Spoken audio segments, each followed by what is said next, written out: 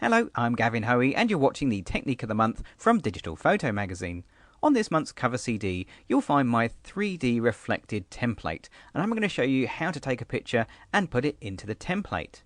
So on screen I've got the picture I want to use. Let's come up to Select, Select All, and then choose Edit and Copy. Now that's it for this picture. We've copied it, we don't need it anymore, and we can close it down quite safely. So here's the template we're going to use. But before we get started, we're going to check one thing. Come up to Window and choose Layers. Now on the layers you'll see a whole bunch of different layers here, but don't worry about those now. We'll come back to those at the end of the tutorial. Have a look at the bottom though. The background layer should be the highlighted layer. It should be coloured differently. If it isn't, click it to make sure that it is. That's it for layers. Close them away. Don't need them. We'll come back to those later.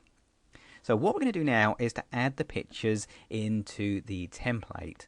Now you'll see on the template that we have 1, 2, 3 pictures and also room for 3 reflections. Now you could use 3 different pictures, but I'm going to use the same one 3 times. We're going to start building from the back to the front as well. So we're going to start by putting a picture in this back frame here. Come up to Edit and choose Paste. Now that'll paste a picture in, but it's kind of a bit on the big side, so we better go up to Image, Transform, and Free Transform to shrink it down. Okay, just grab a corner handle and start resizing. Now if you find your picture starts to go out of shape, hold Shift as you drag, but mine's looking pretty good. That's fine. Lovely, like that. Okay, so it fits underneath the frame. Now, of course, you'll notice that it also goes not only under the frame, but under the others as well. Don't worry about that. We'll deal with that as we go along. Click the tick or hit Enter, and that'll get rid of those corner handles. Right, so we've got a picture in place. We better make a reflection as well. So back to Edit and choose Paste again. That'll paste in another picture. And this time we're going to change it by going...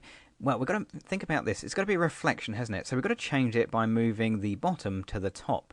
So go to Image, Rotate, and Flip Layer vertically. Okay, so that takes the bottom and brings it up to the top. In other words, it's going to be a reflection. Still too big, of course. Image, Transform, and Free Transform will deal with that. Shrink it down and bring it over here and tuck it underneath the lower frame.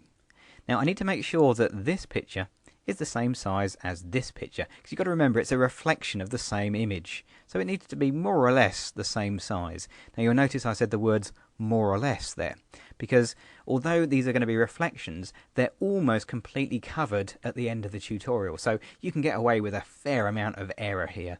So a little bit of accuracy is good, but don't get too worried about it. Right, that's the back one done. We need to have one in the middle next, so let's go to Edit and choose Paste again.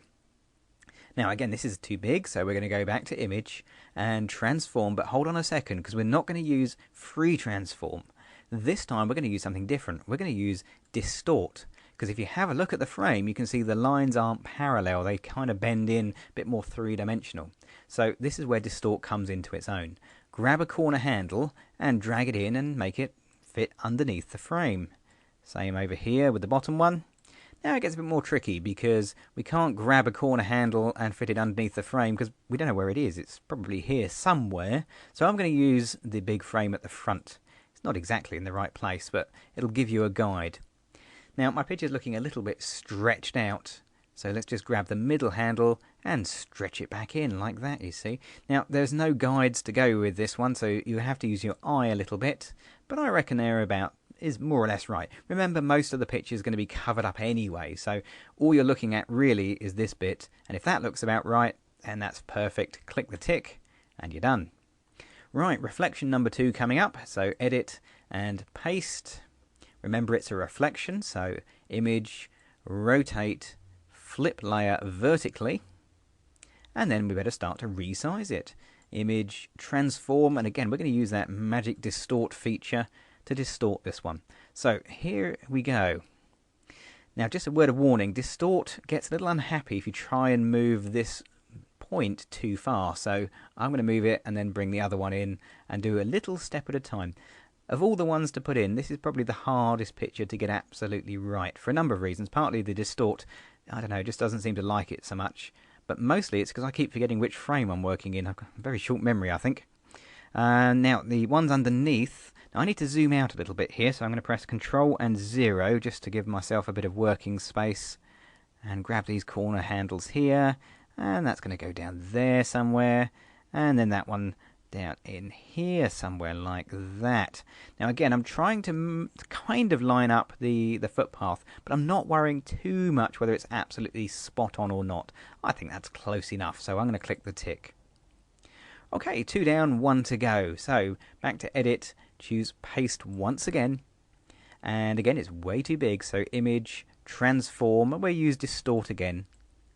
Now this one's quite easy because it's got to fit into this big frame at the front. So just grab the corner handles and just start fitting it in. Something like that. And then, whoops, missed. Let's grab that handle. If you don't grab the corner handle, sometimes it does a few strange things. It's very easy to miss those handles. And grab that one, and that comes in like so. Great, okay, wonderful. Click the tick. Right, now that's in position as well, so we need a reflection for that. Edit and paste. Reflection has to be inverted, so rotate, flip layer vertically, image, transform, and distort. Again, we need to be a little bit more careful with this one because if we try and move this point any further than that, I know it's going to have a funny 5 minutes, so we won't do that. We'll just bring it in until those top ones touch the edge of the frame like that, and then move these down like so. Actually, I'll come back to that one. I'm going to do this side first. That's better because that's the bit I want to see. What I'm looking at here is the footpath. What I want to make sure is this footpath lines up with its reflection. Now, previously I've been saying, well, don't worry too much about the reflections because it's going to be covered up. Well, it is, but this one is going to be the one that you see most of, so we need to get this just right. So as I drag this corner handle, you see I can move that footpath up and down by shrinking or growing the picture. Now obviously it has to fit into the frame, but I reckon around about there looks pretty much bang on. Click the tick and we're done. Right, okay, so we've got 3 pictures and 3 reflections, but if they were real reflections they wouldn't be as bright as the pictures above. Back to your layers to fix that one. Window and layers. And on the layers, have a look for one that's called Fade Out. Now, it shouldn't be too hard to spot because it's the only one that doesn't have a little eye icon on the visibility marks here. So click where the eye should be, and that'll turn the visibility of this layer back on. Now, what that layer does is to put this kind of faded out effect in. Now, we had it turned off by default because it's much harder to line the reflections up because you can hardly see them now. But you can also see why I wasn't so worried about getting those reflections absolutely bang on. But this one, yeah, that's looking pretty good. Now you could stop there quite happily, no problems at all. But if you want to make this look a little different, let's make each of these 3 pictures look a little different. Right, back to the layers and go right down to the bottom.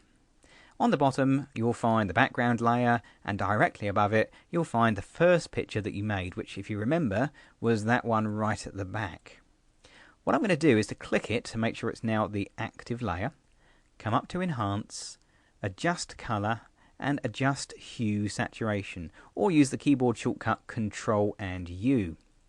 I'm going to take the saturation away all the way down to -100, and the picture goes black and white, of course. But if I get the lightness and bring that up, you'll see I'll make it slightly brighter. So I'm going to go for about +30. I want it to look a little bit washed out. Close enough. There we go. Now remember, whatever you do to the main picture, you have to do to its reflection underneath. So we'll move up a layer, click it, and I'm going to use the keyboard shortcut now, Control and U, to get back to where we were before. Drop the saturation, increase the lightness to +30. That's better. And then go up another layer.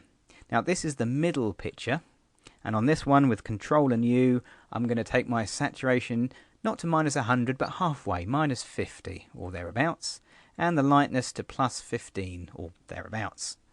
And again, remember to repeat it on the reflection. Saturation -50, lovely, and lightness +15. Brilliant. Okay, there we go. Let's fold the layers away. We'll fit that onto the screen. So there we are. Now we have the 3 images, each one looking slightly different, and each one having its very own lovely 3D reflection.